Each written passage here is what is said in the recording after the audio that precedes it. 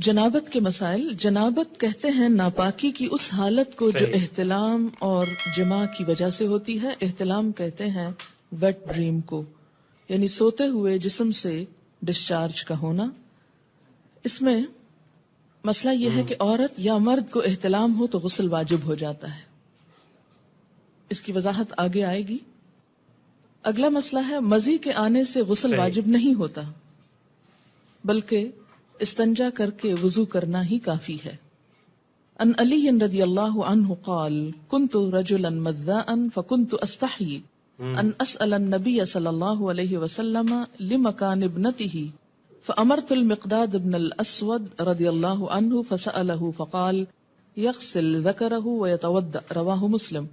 حضرت علی رضی اللہ تعالیٰ عنہ کہتے ہیں کہ مجھے مزی کی شکایت تھی. مزی ہوتا ہے عام حالات میں ویٹ ڈسچارج ہونا.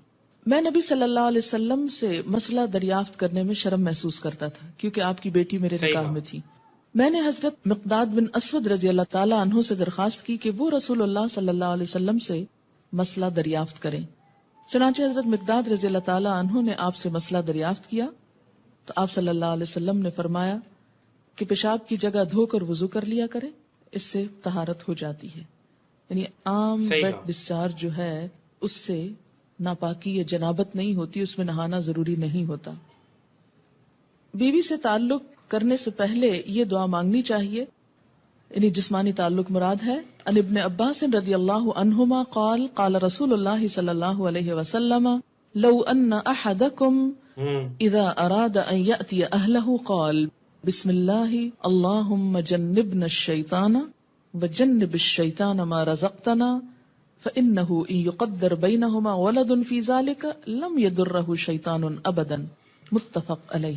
حضرت عبداللہ بن عباس رضی اللہ عنہما سے روایت ہے کہ رسول اللہ صلی اللہ علیہ وسلم نے فرمایا جب کوئی آدمی اپنی بیوی سے جسمانی تعلق، فزیکل ریلیشن، سیکشل انٹرکورس کا ارادہ کرے تو اسے یہ دعا مانگنی چاہیے: ہم اللہ کے نام سے مدد چاہتے ہیں، یا اللہ ہمیں شیطان سے محفوظ رکھ، کیونکہ شیطان ایسے مواقع پر انسان پہ زیادہ حملہ آور ہوتا ہے، اور ہماری اس اولاد کو بھی شیطان سے محفوظ رکھ جو تو ہمیں عطا فرمائے. یہ دعا پڑھنے کے بعد والدین کو اللہ تعالیٰ جو اولاد دے گا وہ شیطان کے شر سے ہمیشہ محفوظ رہے گی. اسے بخاری اور مسلم نے روایت کیا ہے. دوبارہ فزیکل ریلیشن سے قبل وضو کرنا مستحب ہے. مستحب کا مطلب ہے پسندیدہ ہے، فرض نہیں ہے. عن ابی سعید الخدری رضی اللہ عنہ قال قال رسول اللہ صلی اللہ علیہ وسلم اذا اتى احدكم اهله ثم اراد ان يعود فليتوضا. رواہ مسلم. حضرت ابو سعید خدری رضی اللہ تعالیٰ عنہ کہتے ہیں کہ رسول اللہ صلی اللہ علیہ وسلم نے فرمایا جب کوئی آدمی اپنی بیوی سے تعلق قائم کرے پھر دوبارہ کرنا چاہے تو پہلے وضو کرے. یعنی ایک دفعہ کے تعلق کے بعد ضروری نہیں کہ نہایا جائے، اگر اس کے کچھ عرصے بعد دوبارہ تعلق کی ضرورت ہو، مثلا یعنی ایک رات ہو سکتی ہے. اس کا مطلب یہ ہے کہ نہانا ضروری ہے کس کے لیے؟ نماز کے لیے، عبادت کے لیے، قرآن پڑھنے کے لیے.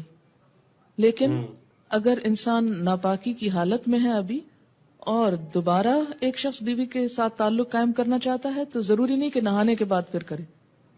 دوبارہ تعلق میں کوئی چیز مانے نہیں. ہاں بہتر ہے وضو کرے. مستحب کا مطلب کہ بہتر ہے وضو کر لے، اور وضو یہاں ایک طرح سے فریشنس پیدا کرتا ہے انسان کے اندر.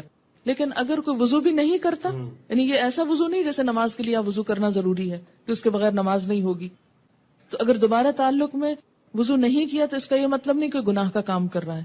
مستحب کا مطلب کیا ہے؟ پسندیدہ ہے، اچھی بات ہے، لیکن اگر کوئی نہیں کر سکتا تو کوئی گناہ نہیں.